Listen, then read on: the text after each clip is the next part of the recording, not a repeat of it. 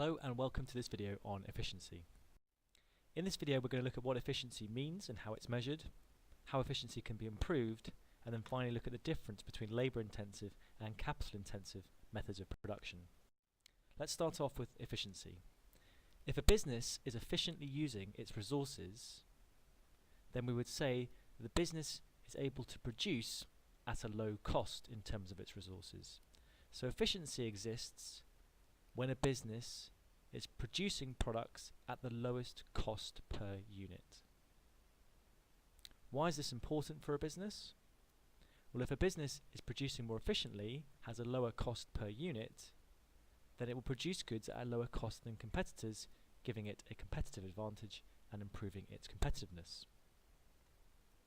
Also, if products are cheaper to produce, the business is more efficient and has a lower cost per unit, then they can generate more profit, and they also may be able to maintain their profits at lower prices if they're reducing their costs per unit at the same time.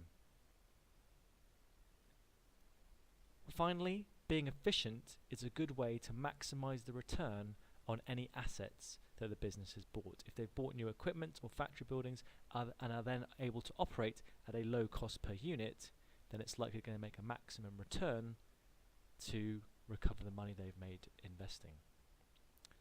There is a direct relationship here between productivity and costs. As a business becomes more productive, its output per worker or per unit of time or output per input increases. This should lower the average cost per unit. If you're faster making products, you can make more in the same time, being paid the same amount, so the cost per unit should fall over time. So there's an inverse relationship here between productivity and the cost. As the costs fall, the business gets more efficient. So looking at average cost is a good way of measuring efficiency, and sometimes we call the average cost per unit the unit cost, the cost per unit, and we calculate this by taking the total production costs in a given period and dividing by the total output, the total number of units produced in a given period. This is an important formula and you should take it down in your notes. So let's have a look at this diagram. On this axis here we can see the average cost per unit, so a high average cost per unit, and down here a very cheap average cost per unit, and along the bottom, the x-axis, we can see the number of units that are being produced. So what this shows us here is as more units are being produced, the average cost is starting to fall until we get to 300 units produced, and beyond 300 units produced, the average cost of producing each unit is starting to rise. So what would we say about the efficiency of this business? Where is it the most efficient? Where is it becoming more efficient? Where is it becoming less efficient?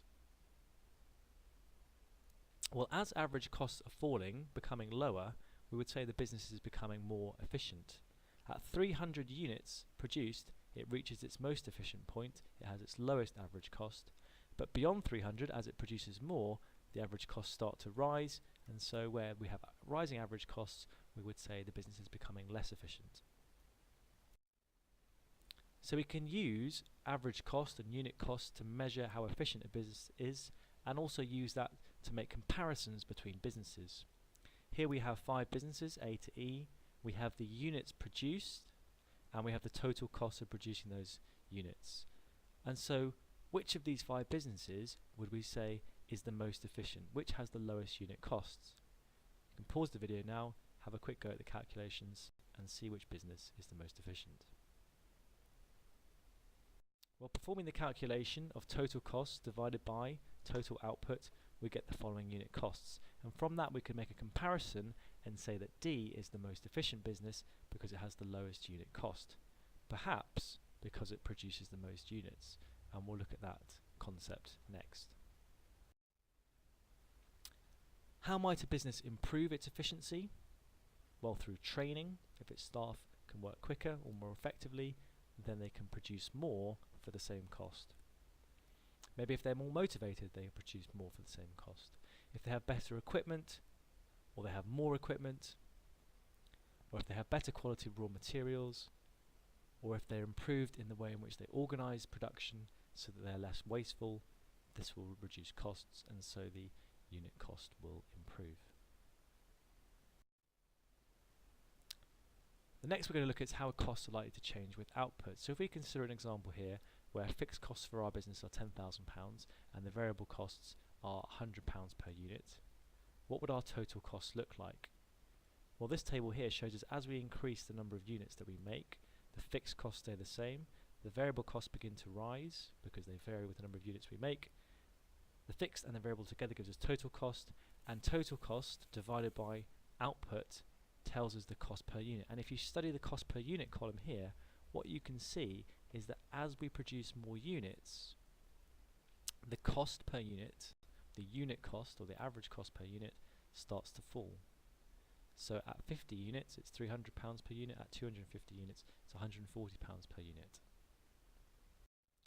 And this is quite a common concept, that as we produce more, the costs begin to fall per unit. And we call this economies of scale. So take this definition down in your notes. Economies of scale arise when unit costs fall as output increases. So if we consider an example here, when 10 units are made, the cost might be £2 per unit, but as we scale up and buy in bulk, for example, 50 units are a cost of £1.50 per unit. If we produce even more, 100 units, even more bulk buying and better deals, then the cost falls to £1 per unit. So as the output rises, the unit cost falls. We call that economies of scale, and many businesses benefit from this as they grow. This graph shows us the same concept, so average cost per unit on this axis and the number of units produced on the x-axis. And we can see as we produce more, go from Q1 to Q2 quantity, the average cost falls, so we're benefiting from economies of scale. Quantity 3 is our most efficient point, the lowest average cost, so we're benefiting the most we can do from economies of scale at this point. As we go beyond Q3 and actually average costs start to rise, as we produce even more, average costs rise. This is no longer economies of scale, we call this diseconomies of scale, when average costs start to rise as output increases. So we've looked at efficiency and how it's measured through unit cost. We've looked at how efficiency can be improved.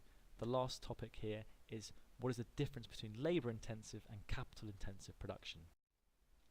Labour intensive production is production that relies on using a lot of workers, people, whereas capital intensive production is production that relies on using lots of machinery and technology. Once we've taken these definitions down, let's move on.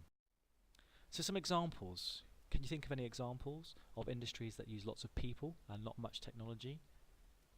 And also, can you think of any capital intensive industries that use lots of machinery and tools and so on, but not many people? Well, these might be some examples. Labour intensive industries would be things like hotels and restaurants. It's mainly the staff who operate and provide the service. Or hairdressing would be a good example. Whereas capital intensive industries that use mainly machinery and technology would be things like oil mining or extraction and refining, possibly car manufacturing if there's a lot of robotics involved. Transport would be another example of where the machinery provides the large part of the service or the good. So let's think of some implications then for our business of labour intensive production. Well, labour intensive production will mean that labour costs are higher than capital costs, so the costs will be mainly variable costs, which implies a lower break-even output. And firms will mostly benefit if they can access large sources of low-cost labour. This maybe applies to particularly businesses in the developing world where there is lots of low-cost labour to be found. If we think of capital-intensive industries, what does this mean for our business? Well, capital costs are the highest, higher than labour costs. The costs will be mainly fixed, which implies a higher break-even output. Instead of having access to low-cost labour, firms benefit most if they can access low-cost long-term financing. So large loans at cheap rates enables them to buy the machinery that they need to operate their business. So what are the advantages and drawbacks of capital-intensive production using lots of machinery and tools? Well, some of the benefits are there are greater opportunities for economies of scale. You can produce at very large scale, and as a result, maybe your machines can be more productive, operate 24/7, things like that. Some drawbacks, well, if you're going to buy all this machinery, then that's a significant investment, so a large amount of money might be needed up front.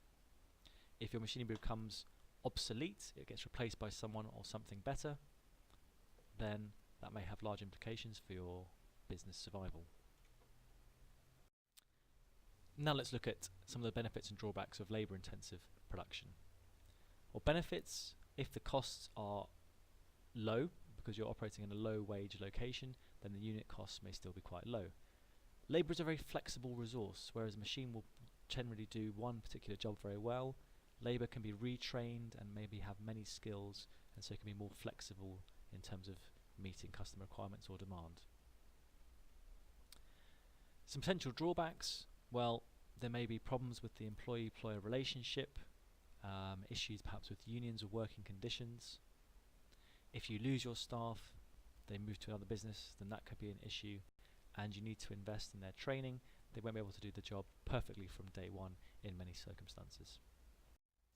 So, in this video we've looked at efficiency, how it's measured, how it can be improved, and then lastly we've looked at the difference between labour-intensive production and capital-intensive production. That's it.